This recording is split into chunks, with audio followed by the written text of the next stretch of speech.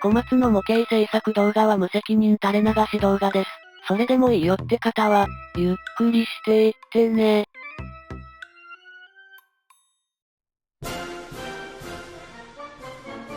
皆さんこんにちは。小松です。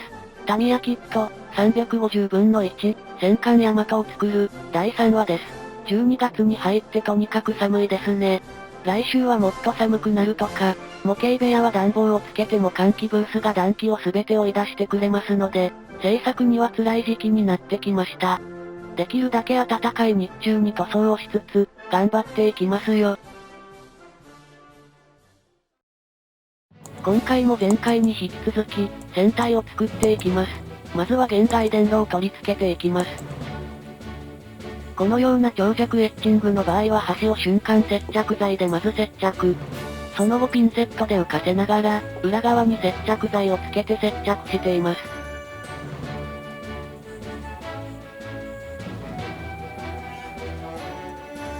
それでも浮いてきてしまったところは、爪楊枝で点付けをして対応しています。現外電路を付け終わったら後部甲板を作っていきます。後部甲板はポントスモデルのエッチングパーツにほぼ全て置換します。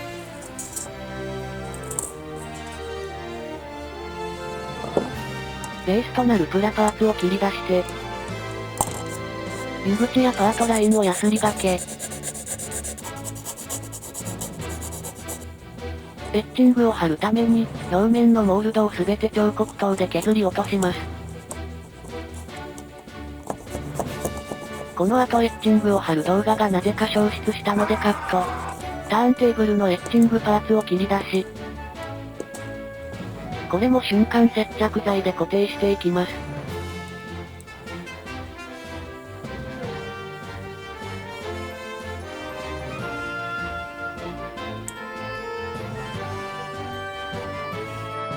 貼り付け、完了しました。ここからが大変な作業。運搬機上の取り付けです。この機上パーツ、2枚のエッチングを貼り合わせて5つのレールになるので、先に接着剤で貼り合わせを行ってから甲板に取り付けていきます。これを全てのレール箇所にやっていかなければならないため、なかなかの手間でした。食い尽くされるモチベーションに小松もお菓子が止まりません。ちなみに今回の作業用食は麦チョコです。麦は体にいいんだよね、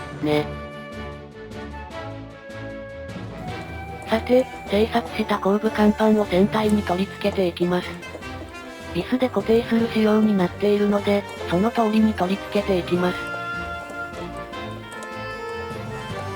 とはいえ、浮いてくると嫌なので接着剤も流し込んでおきます。ビスは別パーツを取り付けることで目隠し。ここからはスクリューシャフトなどを組み立てていきます。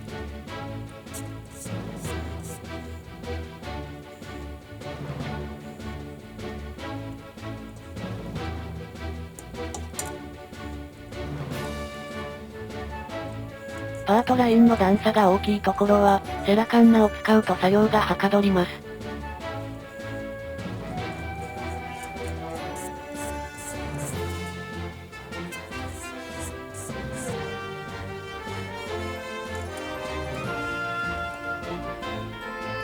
キット付属の金属シャフトを取り付け、接着剤で固定します。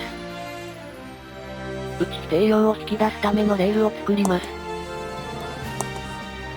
このような長いエッチングを曲げるときは専用工具で少しずつ曲げて、最後に机の上で一気に折り曲げます。三角の支柱を片側に13個取り付けていきます。小さくて見えない。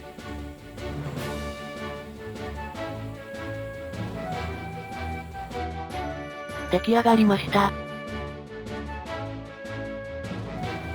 これを船体に組み込みます。さらにレールを保持する支柱のエッチングを5つずつ取り付けていきます。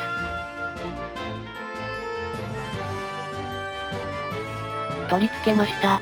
少し曲がってるので後で直しておきます。缶底のエッチングパーツも忘れず取り付けます。おそらくほとんど見えなくなりますが、一応外観なので取り付けておくことにします。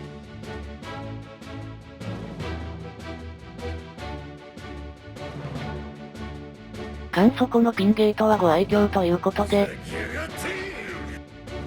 塗装前の組み立てが大体終わったのでシャフトをマスキングしておきます。シャフトは接着剤で固定しないでおくとマスキングテープを回しながら付けられます。